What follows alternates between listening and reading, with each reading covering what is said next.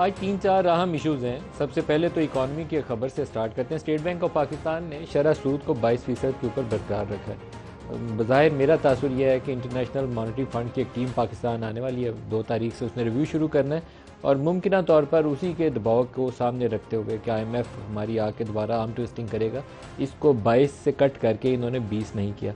असूली तौर पर इसमें कमी आनी चाहिए थी, क्योंकि अब रवां माह में फ्यूल प्राइसेस कट होने के बाद एक्सपेक्टेशन ये है कि हेडलाइन इन्फ्लेशन का नंबर जो है पिछले महीने जो 31.2 या 31.4% था, उससे नीचे जाएगा। अगर वो नीचे जाता है और उसकी एक्सपेक्टेशन नीचे जाने की है तो आपकी शरह सूद को भी नीचे जाना चाहिए।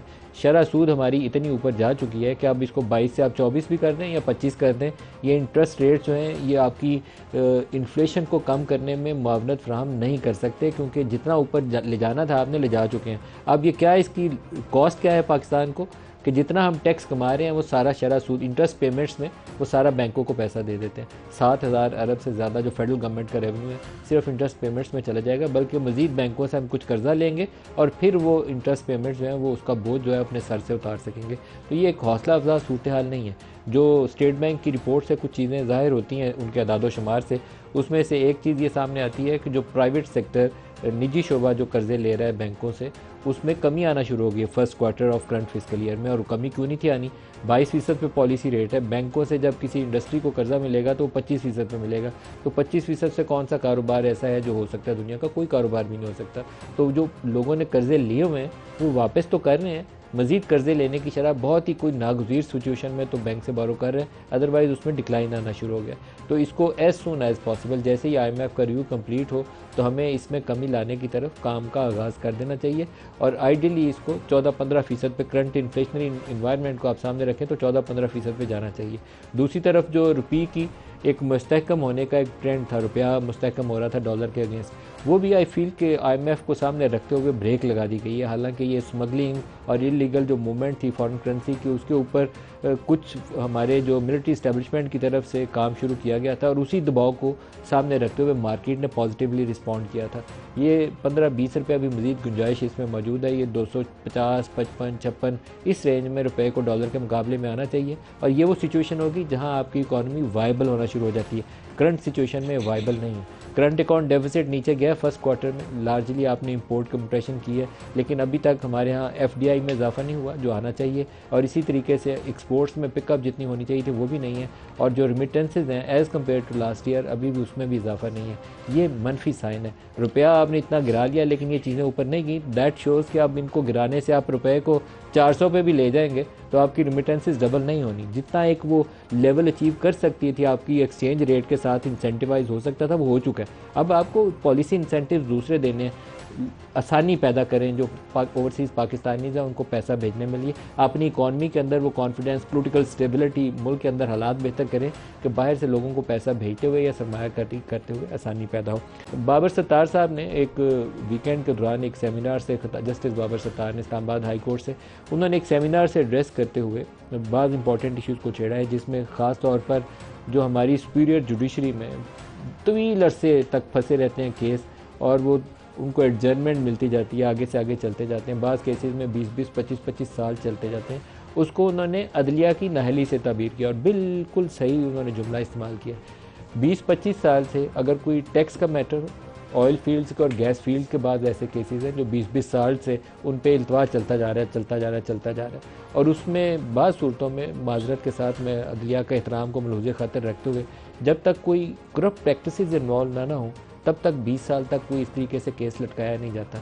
और उसमें इनएफिशिएंसी हमारी गवर्नमेंट एजेंसीज़ और ऑर्गेनाइजेशंस की भी है, लेकिन उसके साथ कहीं ना कहीं पैसे का इस्तेमाल है। मैं आइंदा आने वाले दिनों में कोशिश करूँगा कि अगर मुझे कुछ केसेस की डिटेल मिले तो मैं आपको हाईलाइट करूँ कि सैकड़ों अरब रुपया सरकार का, जो मेरा और आपका पैसा है, वो फंसा हुआ है मुख्तलिफ केसेस की वजह से, या कहीं से गैस या ऑयल निकल सकता है, किसी केस के अटक जाने की वजह से फंस गया हुआ है, केस आगे नहीं चल रहा। तो ये पाकिस्तान को फ़ायदा दे रहा है या नुकसान दे रहा है? इसके ऊपर हमारी सुप्रीम कोर्ट को सर जोड़ के बैठना चाहिए और मखसूस बेंचेस बनाने चाहिए जो इन केसेस की जो पेंडेंसी है, ख़ास तौर पर रेवेन्यू मैटर्स में, जहाँ हुकूमतों को पैसा मिल सकता है और नहीं मिल रहा केस के किसी केस की, कोर्ट के किसी केस की वजह से, उन केसेस को स्पीडी ट्रायल के ज़रिए अगले 3 माह 4 माह के अंदर उन सारों को डिस्पोज ऑफ किया जाए, ताकि मुल्क का पहिया, इकॉनमी का पहिया जो है आगे चलना शुरू हो जाए।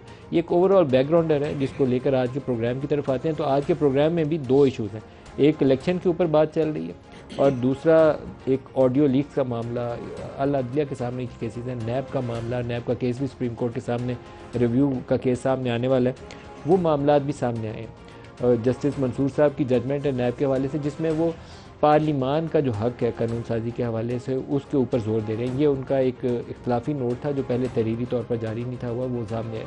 मैं इसके ऊपर एक मुख्तलिफ नुक्ता नज़र रखता हूँ। मेरे ख्याल में अगर पार्लिमान के अंदर बैठे हुए बड़े बड़े नाम, जिसमें आसिफ जरदारी साहब का नाम था तो पीपल्स पार्टी उसमें फ्रीक बन जाती है, या फरियाल तालपुर साहबा का नाम था उन केसेस के अंदर जो ओमनी ग्रुप को या जरदारी साहब को लिंक करते थे उन फेक अकाउंट्स के हवाले से। इसी तरीके से शहबाज शरीफ का नाम था उस 26 अरब के केसेस के हवाले से, जिनका केस एक ऑलमोस्ट फाइनल स्टेजेस पे था जब नो कॉन्फिडेंस मोशन आती है, उसके बाद उनको क्लीन चिट मिल जाती है, उनके बच्चों के केसेस में भी क्लीन चिट मिल जाती है, तो नून लीग उसमें फ्रीक बन जाती है। इन केसेस में ये 2 बड़े लोग बेनिफिशरीज थे और इनके साथ कई और नेम में।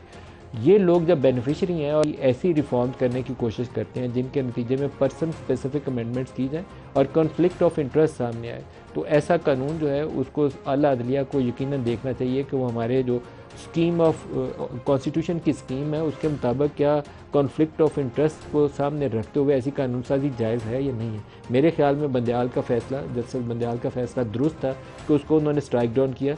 दूसरा तरीकाकार ये हो सकता था कि आप उसको कॉन्फ्लिक्ट ऑफ इंटरेस्ट को हाईलाइट करते हुए उस केस को, उस कानून को वापस पार्लिमान के पास भेजते कि हमारे ख्याल में, ये सुपीरियर कोर्ट के ख्याल में, सुप्रीम कोर्ट ऑफ पाकिस्तान के ख्याल में यहाँ मफादात का टकराव खुला नज़र आ रहा है, इतने बड़े बड़े केस हैं और आप वही अमेंडमेंट्स कर रहे हैं जिससे ये केसेस ख़त्म हो जाए, तो आप पार्लिमान दोबारा इसके ऊपर गौर करें और नए तरीके से कानून साजी करें। ये तरीकाकार बहरहाल नहीं है कि मेरे ऊपर 100 अरब की फक्की पड़ी हुई है और मेरे पास इख्तियार है, मैंने पार्टियाँ 4 साथ में लाई हैं और अपने केसेस माफ़ करानी है। ये दुरुस्त नहीं है, not acceptable. Audio leaks, finally उसके ऊपर भी बात कर लें। ऑडियो लीक्स में आज सबसे एक बड़ा सवाल ये था कि ऑडियो लीक्स करता कौन है और इसका क्या, इसके ऊपर कोई SOPs होने चाहिए या नहीं होने चाहिए।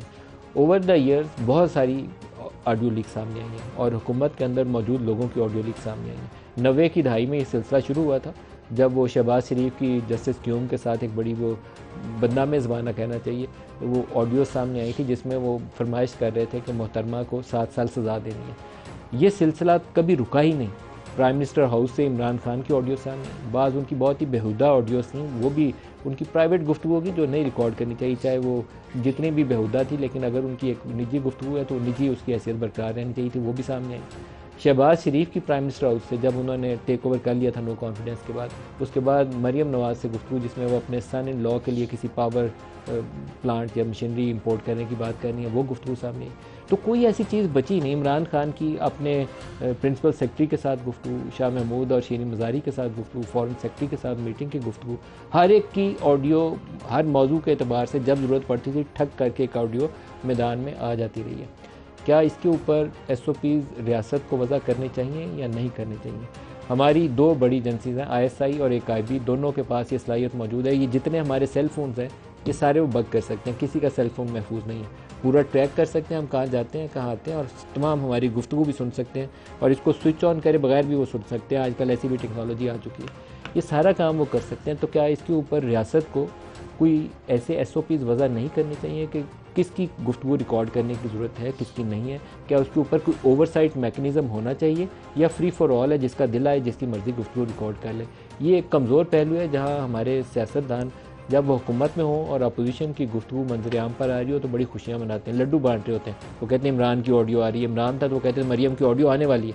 आने से पहले ही उन्हें पता होता था कि ऑडियो आने वाली है और जब अपनी रिकॉर्ड हो जाती है, बुशरा बीबी की गुफ्तगू रिकॉर्ड हुई जो नामनासिब चीज़ थी, उनकी अहलियाँ नहीं, उनकी गुफ्तगू रिकॉर्ड होनी चाहिए थी, उस वक्त फिर वो मजम्मत करते हैं, कहते हैं मेरी प्राइवेट गुफ्तगू, निजी गुफ्तगू रिकॉर्ड होगी। तो क्या इसके ऊपर सारों को सर जोड़ के बैठ के कोई तरीकाकार वज़ा करना चाहिए या इसको नहीं करना चाहिए? मेरे ख्याल में वज़ा करना चाहिए और पार्लिमान का एक ओवरसाइट मैकेनिज़्म होना चाहिए और इसके ऊपर एक स्टेटेड पोजीशन होनी चाहिए। आपने जिसके फ़ोन की रिकॉर्डिंग करनी है या किसी को आप डालने हैं कि आपने उसके ऊपर सर्विलेंस डालनी है, तो उसके ऊपर वो ओवरसाइट जो कमेटी है उसकी अप्रूवल दे, अप्रूवल देने के बाद उसके ऊपर एवरी फोर्टनाइट 15 रोज़ के बाद अपडेट लें उन एजेंसीज़ के साथ कि किस नोयत की गुफ्तगू रिकॉर्ड हो रही है, और क्या वो बंदा अगर किसी ऐसी एक्टिविटी में इन्वॉल्व है तो आप उसको कंटिन्यू करें, नहीं तो उसको ख़त्म करके मामला क्लीन करें और उसकी निजी ज़िंदगी के अंदर, प्राइवेट लाइफ के अंदर मुदाखलत जो है वो बंद कर दें। अगर नहीं करेंगे तो फिर किसी की ज़ाती ज़िंदगी जो है पाकिस्तान में, ख़ास तौर पर जो पोलिटिकल एलीट है, वो उसकी ज़िंदगी महफूज नहीं रहेगी। हमारे एक फॉर्मर बड़े सीनियर ऑफिशियल थे, अभी अभी वो अपने ताकतवर पोजीशन से हटे हैं, और उनके मतलब मशहूर यही था कि उनके पास इमरान खान उनका नाम लेकर कहते थे कि वो कहते हैं कि मेरे पास तमाम ऑडियो रिकॉर्डिंग मौजूद है और वीडियोस भी मौजूद है बेहुदा किस्म की। इमरान खान ने इंटरव्यू में ये बात कही थी कि वो जब उनसे मिलने गए तो उन्होंने कहा कि मेरे पास तुम्हारी बेहुदा वाली वीडियोस भी मौजूद हैं। तो ये क्या तरीक़ाकार जायज़ है? इमरान की गलत हरकत होगी, नो जस्टिफिकेशन, लेकिन उन चीज़ों को रिकॉर्ड करके ब्लैकमेल करना किसी को, क्या ये एक्सेप्टेबल है? इसका एक सवालिया निशान है। मैं यहीं पे छोड़ता हूँ इसको।